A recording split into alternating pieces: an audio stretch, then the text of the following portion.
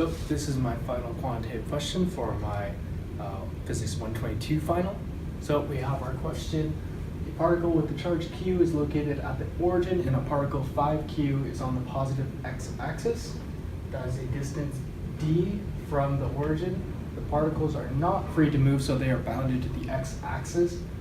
In terms of q and d, at what coordinates should the third particle be placed so that it experiences no net electrostatic force? Assume it is on the positive x-axis for our third particle. So we have two major concepts primarily that this deals with here. We have electrostatic forces, specifically Coulomb's law, and the second one would be Newton's law of motion back in mechanics, specifically Newton's third law. This is important to understand how Coulomb's law applies here. So some key ideas we should apply here is that Coulomb's law. From Coulomb's law, we have charged particles have a force. They apply a force. Specifically, since we're dealing with positive charged particles, they're going to apply an upward force. Similar, and as well as similar charges like to repel. So positive Q and another positive Q will repel. We also have Newton's third law, which is the total force is equal to the sum of forces. We'll get more in depth with that later.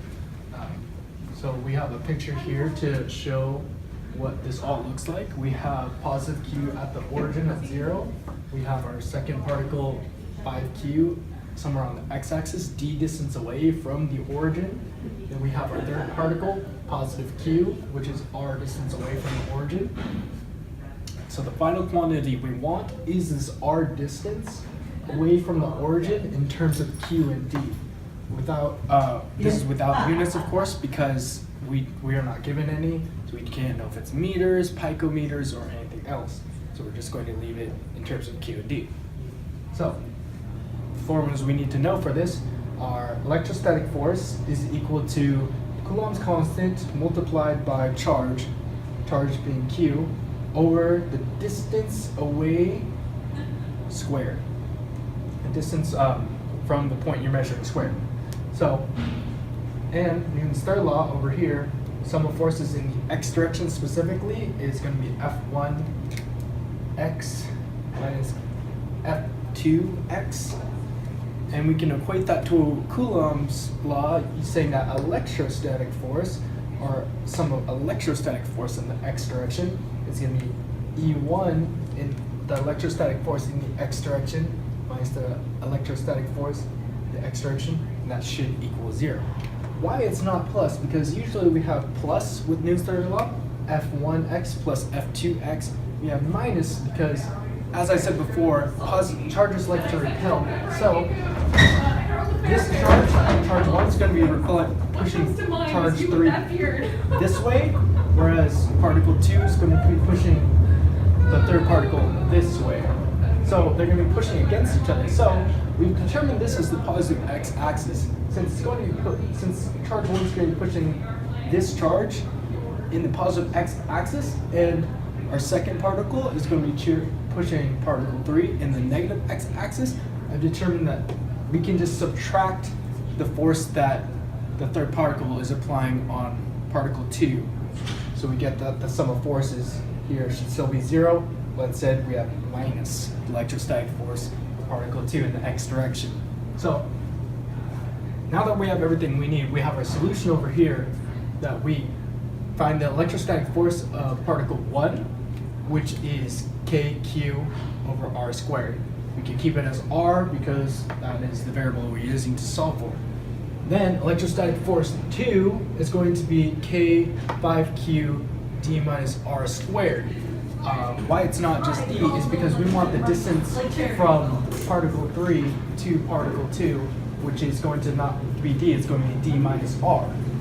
Of course, squared, because we still want to square the distance where the distance that we are away from whatever we're measuring. So we can put that in our Newton's third law derivation, that we have the sum of electrostatic forces in the x direction is kq over r squared minus k5q over d minus r squared equals 0. Bringing this to the other side, we have kq over r squared equals k5q divided by d minus r squared. We can cancel out the k's. We could cancel out the q's if we wanted to, but it wanted it in terms of q, so we're going to keep it there for now. So we can bring our d minus r squared to the other side by multiplying it. And then we have d minus r squared over r squared equals root 5q. Oh, sorry, equals just 5q. But then we square each side in order to get rid of these squares here. And we're left with root q times d minus r over r equals root 5q. Then from there we can multiply by r, add r. We have root qd is going to equal root 5 times r plus r. We can factor out our r and we're just left with, on the right side, root 5q plus 1 equals root qd. We have our r on the outside here, so now we can just divide by root 5q plus 1. And then we are left with r equals root qd over 5 root 5 times q plus 1. Of course, we could cancel out these root q's here, but we want it in terms of q, so we're going to keep it that way. Because q could be anything, it could be 1, 2, 3, 4, or 5 over, so we're just going to keep it there.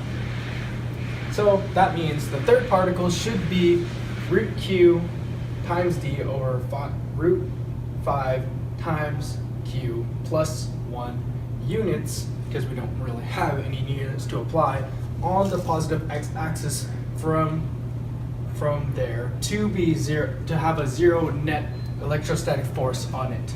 So that's what r is going to be here. It's going to be root q times d over root 5q plus 1 distance away. Thank you.